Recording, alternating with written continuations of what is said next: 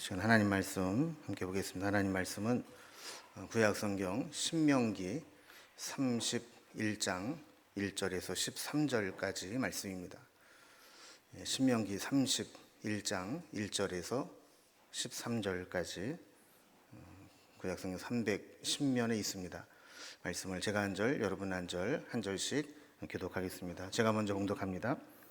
또 모세가 가서 온 이스라엘에게 이 말씀을 전하여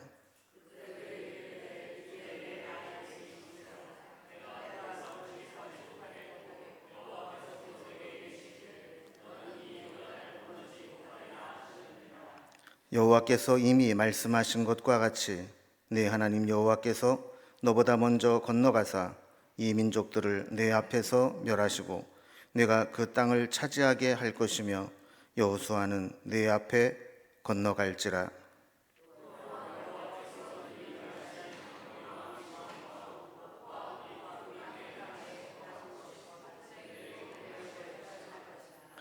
또한 여호와께서 그들을 너희 앞에 넘기시리니 너희는 내가 너희에게 명한 모든 명령대로 그들에게 행할 것이라.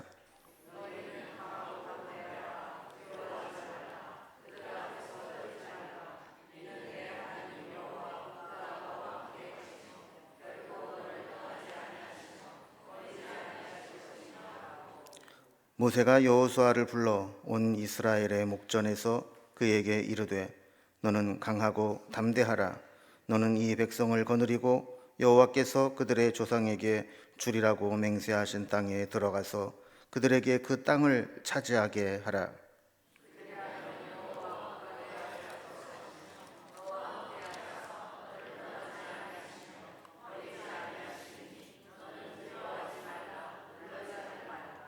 또 모세가 이 율법을 써서 여호와의 언약궤를 메는 레위 자손 제사장들과 이스라엘 모든 장로에게 주고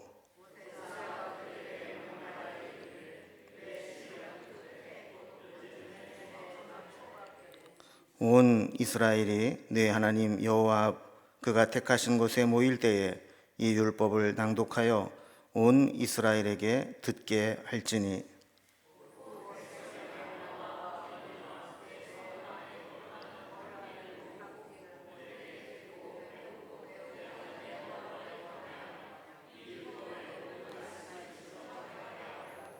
같이요. 또 너희가 요단을 건너가서 차지할 땅에 거주할 동안에 이 말씀을 알지 못하는 그들의 자녀에게 듣고 네 하나님 여호와 경외하기를 배우게 할지니라. 아멘. 우리가 신명기 말씀을 살펴보고 있는데 어느덧 마지막 부분까지 왔습니다. 신명기는 모세가 출애굽 2세대들에게 하나님께서 광야를 어떻게 인도하셨는지, 그리고 시내산에서 하나님의 율법을 받은 내용이 어떤 것인지 이걸 중심으로 해서 크게 세 편의 긴 설교를 출애굽 2세대들에게 전한 내용을 기록하고 있습니다.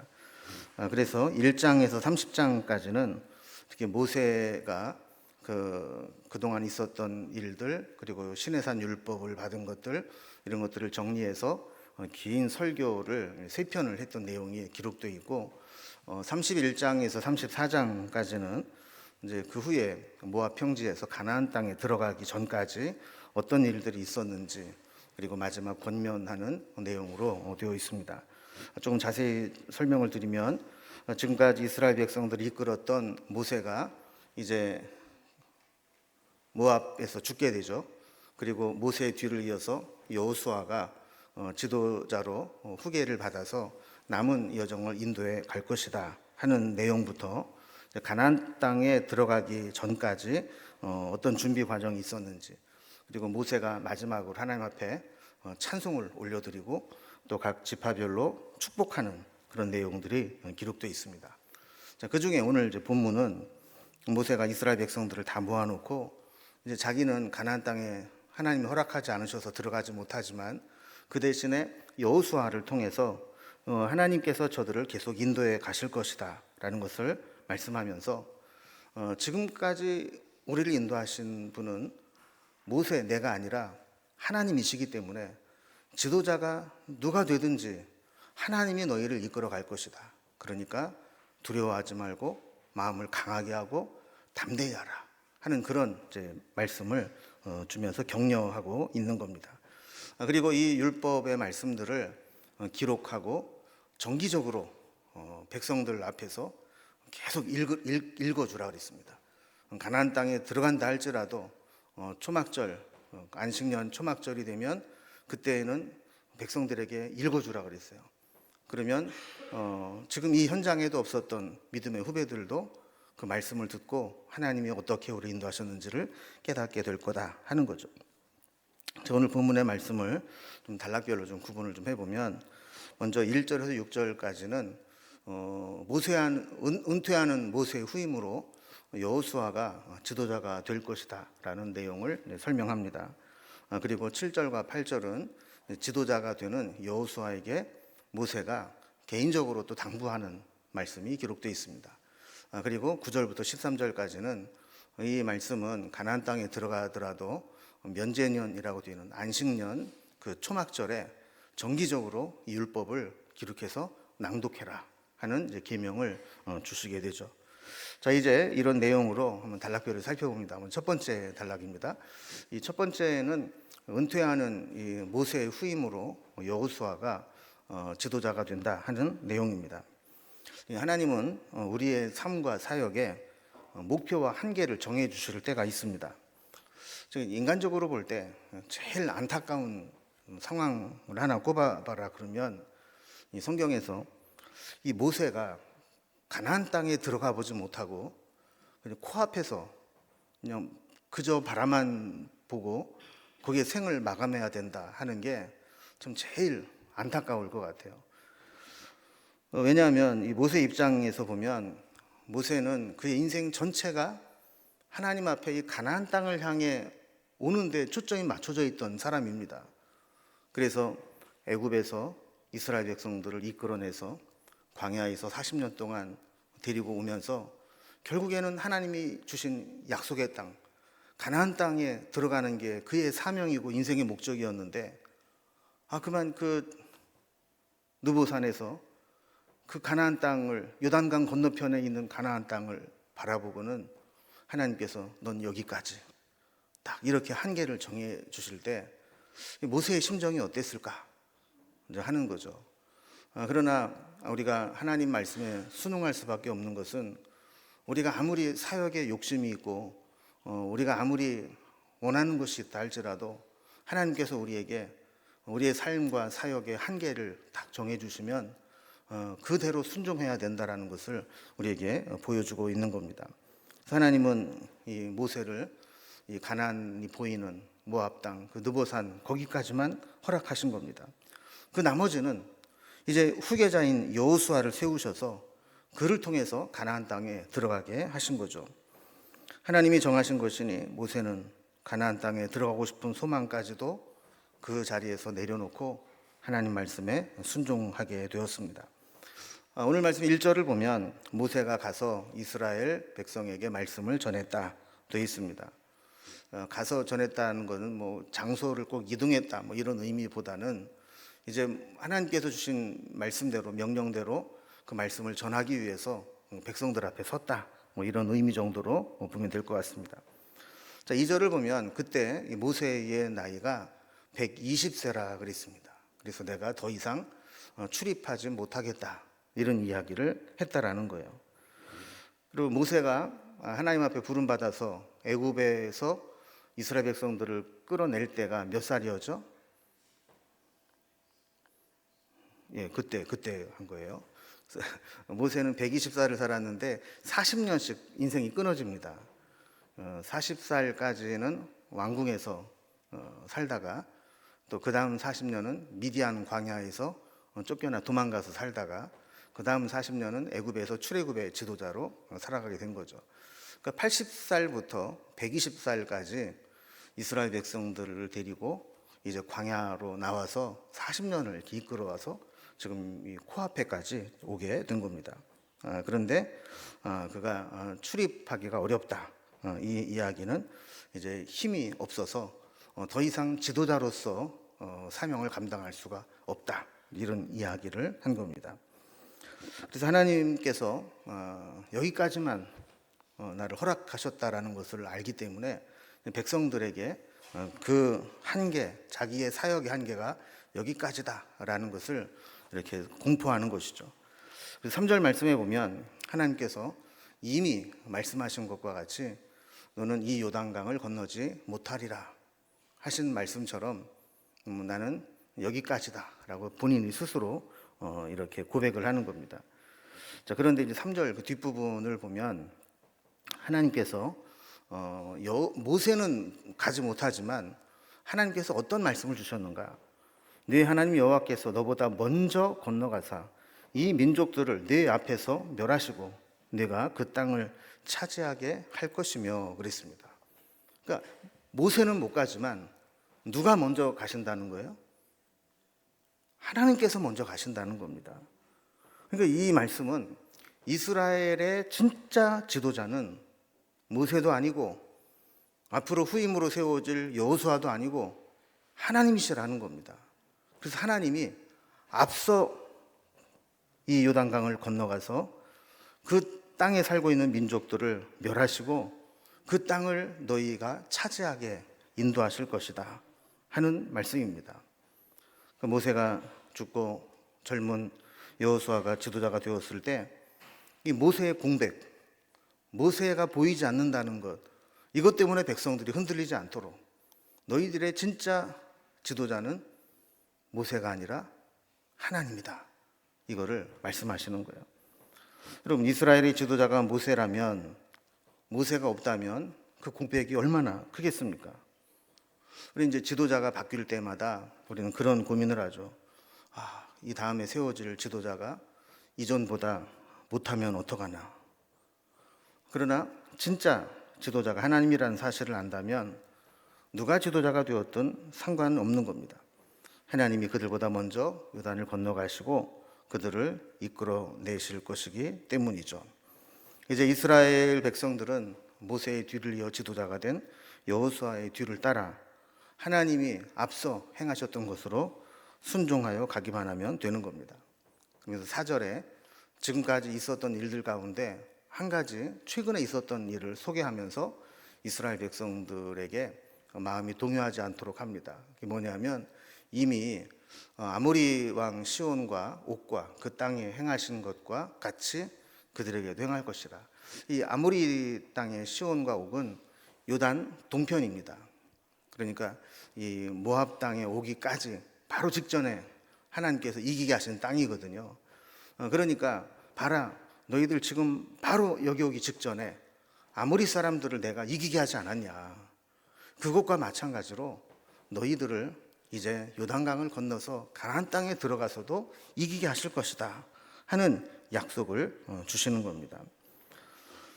그러면서 5절 말씀을 보면 이제 요단강을 건너서 요단 서편의 가나안 족속도 이스라엘 백성들에게 넘겨줄 것이니까 너희는 하나님의 명령대로 그들에게 나아가면 된다 하는 말씀을 주시는 거죠.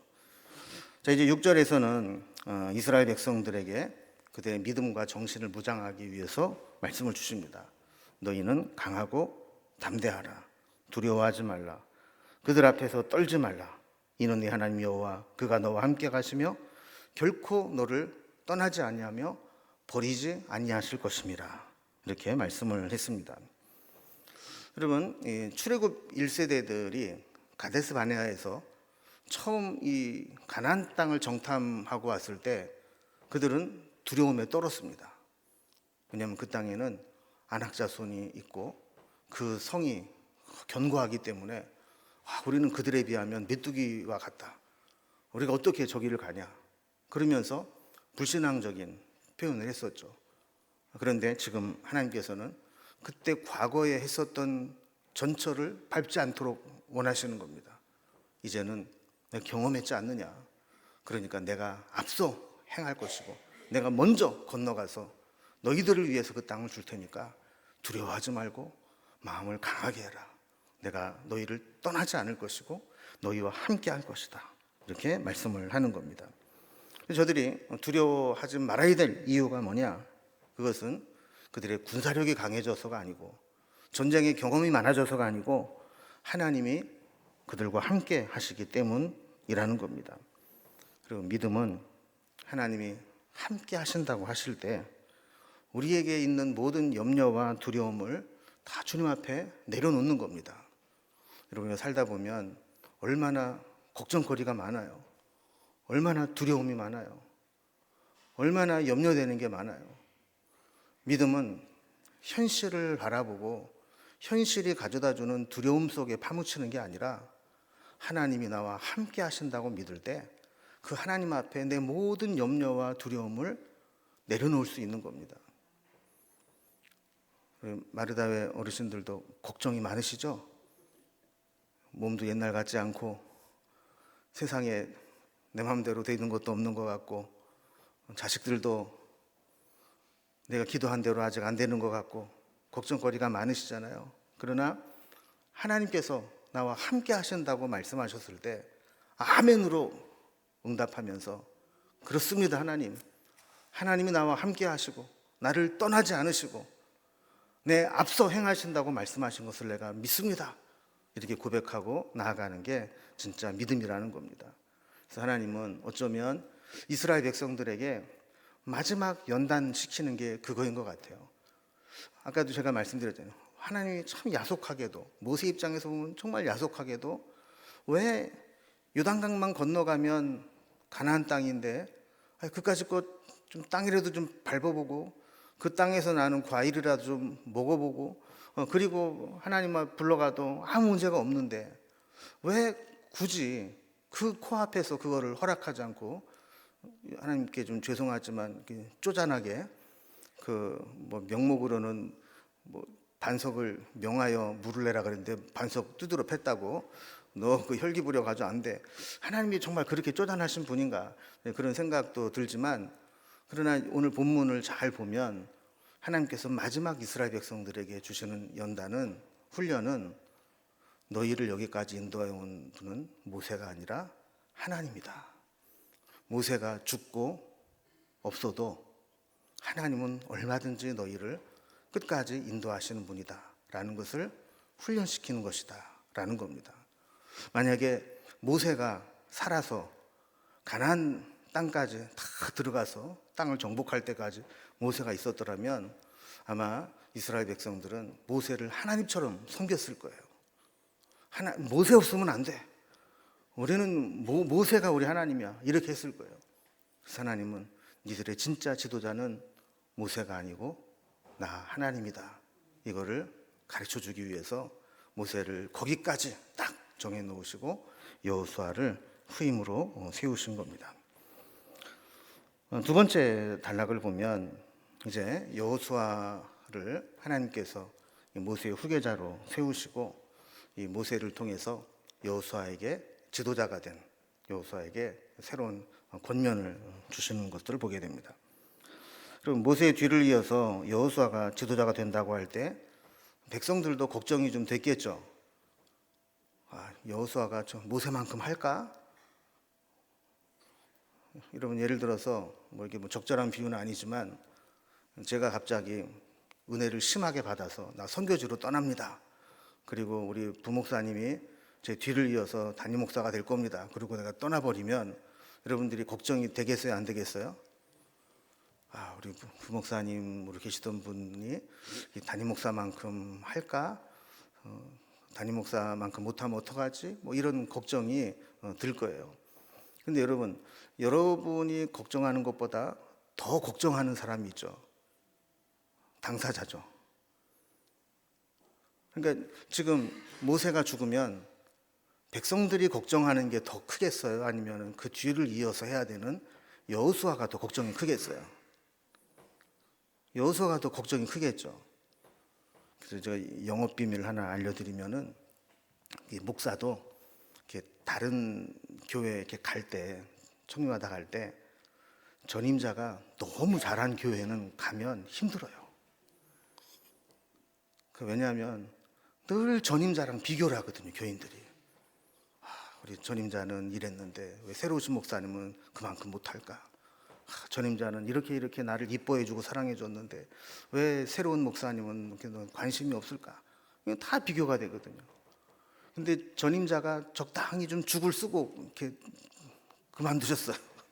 그런 교회를 가면 웬만큼만 해도 우리 목사님 좋다고 그런 소리를 하는 거예요. 그 여호수아 입장에서는 어떤 것 같아요? 전임자가 훌륭한 지도자였습니까? 아니면 죽을 쓴 지도자였습니까? 훌륭한 지도자였죠. 그러니까 사실 여호수아 입장에서는 잘해봐야 본전이에요. 아무리 열심히 잘해봐야 모세만큼 했다는 소리를 못 들어요. 그러니까 이 여호수아 입장에서 보면 얼마나 힘들겠어요. 여러분 사실 겉으로 드러난 것만 봐도 그렇습니다. 여호수아에게는 하나님이 모세에게 주셨던 기적과 능력, 카리스마, 신적 체험 이런 것들이 하나도 없었어요. 성경을 한번 잘 보세요. 여호수아에게 뭐가 있었나? 그럼 모세는 그 바로 앞에서 10가지 기적을 행했습니다. 그 바로가 항복하고 제발 빨리 나가라 이런 이 승리를 경험했던 사람입니다. 또 홍해가 다 가로막고 있을 때 손을 들고 기도하니까 밤새도록 동풍이 불어서 이 홍해가 갈라지는 그 기적을 일으켰던 사람이 모세입니다. 물이 없으니까 반석을 명하고 반석을 치니까 물이 터져 나와서 60만 명이 먹을 수 있는 물이 쏟아져 나오는 것들을 기적을 일으켰던 사람입니다. 시내산에 올라가서 하나님을 대면하고 율법을 받아올 때 그 얼굴에 영광의 광채가 나는데 사람들이 요청을 합니다. 모세 어르신, 너무 눈이 부셔서 볼 수가 없으니까 제발 우리 앞에 나올 때는 수건을 좀 두르고 좀 와주십시오. 안 그러면 우리가 눈이 부셔서 볼 수가 없습니다. 그럴 정도로 이 영광의 광채를 드러냈던 사람입니다. 여러분 여기에 비해서 여호수아는 아무것도 없어요. 그저 모세의 2인자로서 모세를 잘 섬기는 거, 모세를 잘 뒷바라지한 거, 이거 외에는 없는 사람이에요. 그러니까 모세가 죽고 그 자리를 여호수아가 대신 감당해야 된다고 할 때 이 여호수아가 얼마나 두렵고 떨리는 삶을 살았겠어요. 그래서 7절에 보면 모세가 여호수아를 불러서 특별히 당부합니다. 모세가 여호수아를 불러 온 이스라엘 목전에서 그에게 이르되 너는 강하고 담대하라. 너는 이 백성을 거느리고 여호와께서 그들의 조상에게 주리라고 맹세하신 땅에 들어가서 그들에게 그 땅을 차지하게 하라 그랬어요. 그러니까 여호수아를 온 이스라엘의 목전에 세웠다라고 하는 것은 공식적으로 모세의 후계자로 여호수아를 세우겠다라는 것을 천명하는 거예요. 물론 정식으로 이 취임식은 14절 이후에 다음 본문에 정식 이 취임식이 이루어지지만 이 모세는 여호수아의 권위를 인정해주고 후임 리더로 세우는 겁니다. 지금까지 모세를 따랐던 것과 같이 이스라엘 백성들은 여호수아를 따라서 남은 사명을 감당해라라는 겁니다. 근데 여러분 이 여호수아에게 했던 말의 내용을 가만히 보면 6절에 하나님께서 백성들에게 했던 말씀과 크게 다르지 않아요. 6절에서도 뭐라고 그랬어요? 너는 마음을 강하게 하고 담대히 해라. 두려워하지 마라. 떨지 말아라. 하나님은 함께 하실 것이고 너를 떠나지 않을 것이다. 이런 말씀을 하셨잖아요. 근데 여기 7절에서도 보면 여호수아에게 뭐라고 그럽니까? 너는 강하고 담대하라. 이 백성을 거느리고 맹세한 땅에 들어가서 그 땅을 차지하게 하라. 그랬어요. 별반 다를 게 없어요. 그러나 여호수아에게 따로 이 말씀을 하시는 것은 지금 여호수아의 부담이 너무 크다는 것을 알고 있기 때문에 그런 거죠. 그럼 백성들이 두려워하고 불안해도 지도자가 중심을 딱 잡고 담대히 나아가면 문제가 해결이 됩니다. 그런데 조금 문제가 생겼을 때 지도자가 먼저 불안해하고 막 낙심하고 우왕좌왕하고 하면 백성들도 요동치게 되는 겁니다. 그래서 여호수아에게 담대하라. 말씀하신 후에 7절 후반부에 있는 것과 같이 하나님께서 조상들에게 주리라고 약속하신 땅에 백성들을 데리고 들어가서 그 땅을 차지하게 하라 하는 사명을 다시 맡겨주는 겁니다. 그러면서 8절에 보면 한 번 더 하나님이 함께 하심을 약속해 줍니다. 여호와께서 앞에서 가시며 함께 하실 것이다. 너를 떠나지 않고 버리지 않을 것이다. 그러니 두려워하지 말고 놀라지 말라 그랬어요. 여러분, 두려움에 빠지면 싸워보기도 전에 낙심하고 패배주의에 빠지게 됩니다. 아무리 군사력이 뛰어나고 많은 숫자가 있어도 전쟁에서 중요한 것은 사기죠. 우리가 사기를 높이는 가장 중요한 요인은 나에게 하나님이 함께하고 계신다라고 하는 믿음입니다. 여러분, 저는 하나님이 저를 무척 사랑하시는 것 같아요. 그리고 저를 떠나지 않고 함께 하시는 것 같아요. 제가 세상에서 아무리 힘들고 어려운 일을 당해도 하나님은 나를 다시 일으켜 주실 것 같아요. 그러니까 저는 걱정이 없어요. 그러니까 자꾸 살이 쪄요.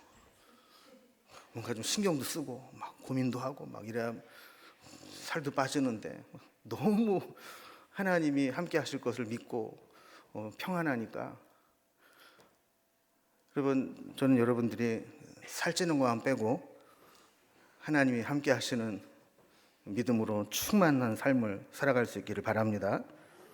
그래서 우리가 앞으로 가야 될 길이 얼마나 남았든지 간에, 그리고 아직 해야 될 일이 얼마나 남았든지 간에, 그리고 앞으로 어떤 어려움들이 남아있든지 간에 하나님께서 함께 하실 것이고, 하나님 앞에 설 때까지 우리를 떠나지 않으시고 버리지 않으시고 항상 함께 하시고 앞서 행하신다고 약속하신 이 말씀을 붙잡고 믿음으로 승리할 수 있기를 바랍니다.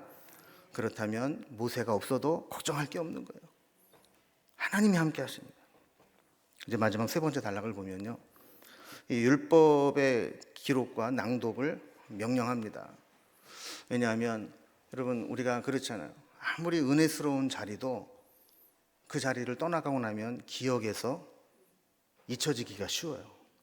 그래서 하나님은 이 주신 율법을 다 기록하게 했어요. 그리고 정기적으로 이 말씀을 계속 낭독하게 했어요. 그러면 그 자리에 없었던 사람도, 아직 태어나지 않은 믿음의 후손들도 그 때가 되면 하나님 말씀을 듣고 다시 기억할 거 아닙니까? 그래서 이것을 우리에게 말씀하고 계시는 겁니다. 아까 제가 신명기 말씀을 설명을 드리면서 1장부터 30장까지는 애굽에서 나와서 지금 모압 땅까지 하나님이 어떻게 인도하셨는지, 그리고 시내산에서 하나님 주신 율법이 어떤 것인지, 이거를 세 편의 긴 설교로 한 게 1장부터 30장까지라고 그랬잖아요. 이 설교의 말씀을 백성들에게 써서 읽게 하라는 거예요. 9절 말씀 보면, 또 모세가 이 율법을 써서 여호와의 언약궤 매는 레위 자손 제사장들과 이스라엘 모든 장로에게 주고 그랬어요. 그러니까 율법을 써서 이스라엘을 대표하는 두 지도자 그룹에게 그걸 주라고 그랬어요. 하나는 제사장이고 하나는 장로예요.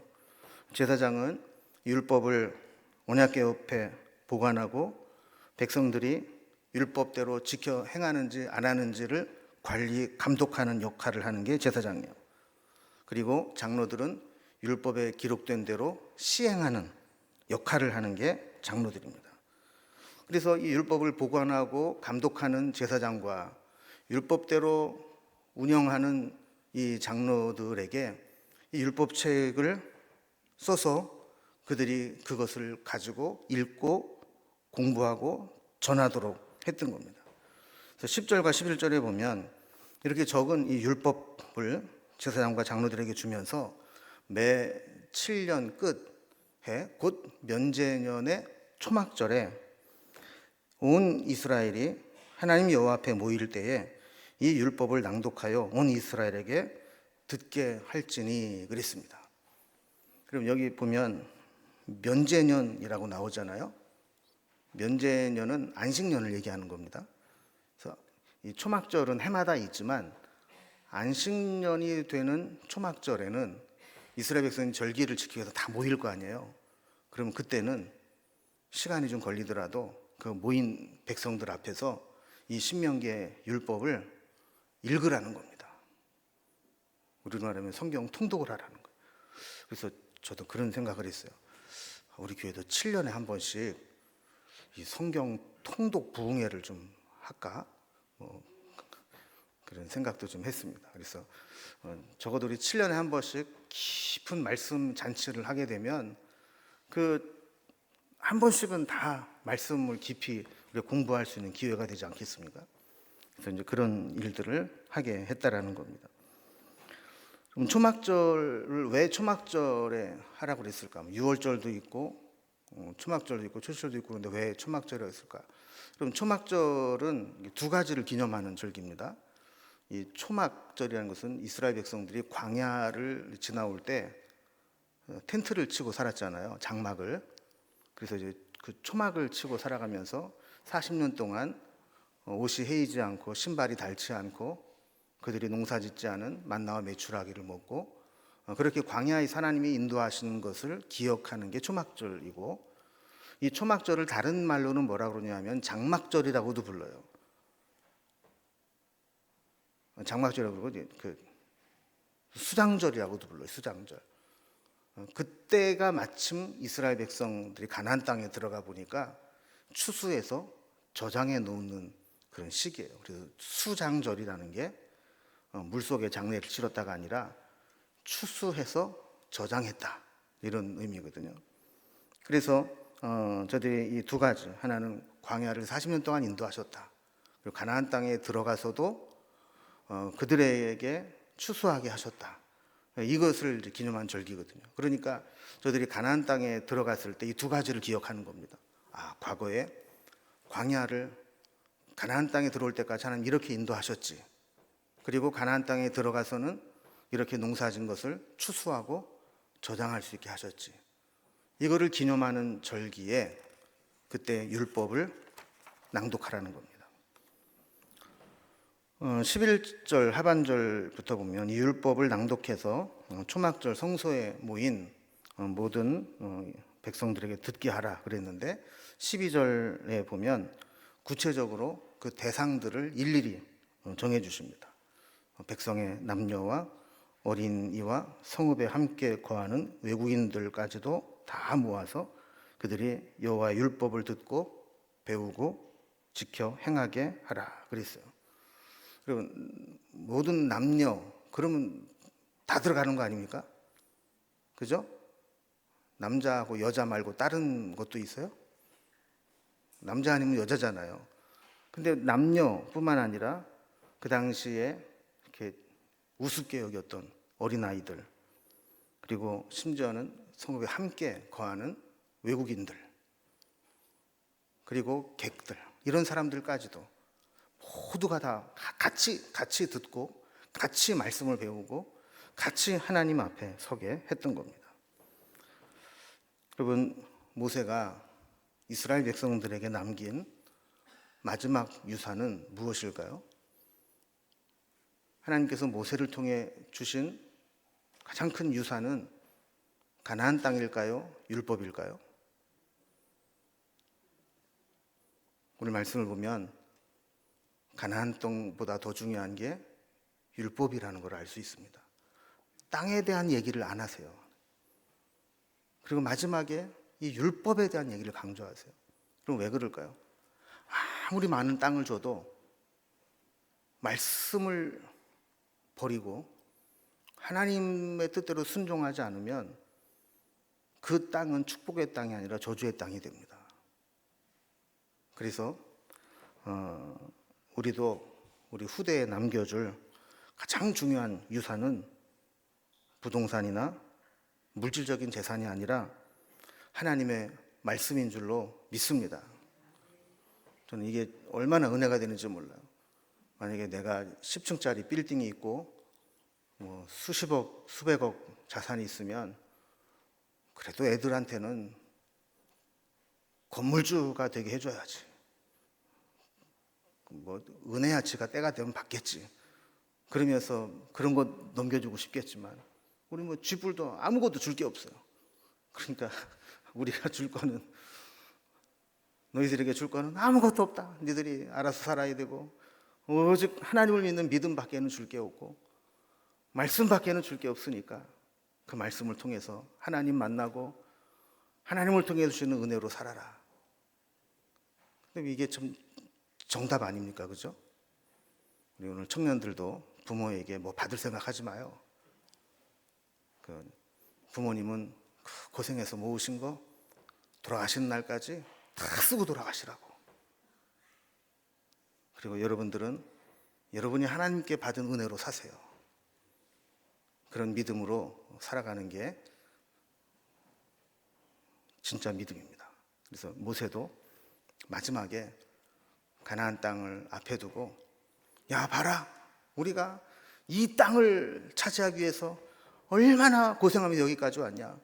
이제부터 그 땅을 차지하고 만세에 이르도록 복을 누려라, 이런 말씀을 한 게 아니라 그 땅에 들어가면 잊지 말고 면제년, 안식년, 초막절이 되면 그때 모든 백성들 다 모아놓고 율법을 낭독해라, 이렇게 말씀을 하신 겁니다. 말씀을 정리합니다. 하나님께서 모세의 뒤를 이어서 여호수아가 그 사명을 감당하게 했다는 것은 저들의 진짜 인도자는 모세가 아니라 하나님이셨다라는 것을 기억하기 위함이라 그랬습니다. 우리 인생에도 진짜 지도자는 하나님이신 줄로 믿고 그 하나님을 붙잡고 살아갈 수 있기 바랍니다. 두 번째, 모세가 여호수아에게 지도자가 되면서 어떤 어려움이 있다 할지라도 하나님이 함께 하심을 믿고 살아가도록 권면했습니다. 우리도 주님 앞에 서는 날까지 어떤 문제가 있든지 그 하나님만 붙잡고 살아가야 됩니다. 그리고 우리가 후대에 남겨줄 것은 부동산이나 재산이 아니라 그것보다 더 중요한 것은 하나님의 말씀이요 믿음이라는 사실을 기억하면서 그들에게 우리의 믿음의 유산을 남겨줄 수 있기를 바랍니다. 이제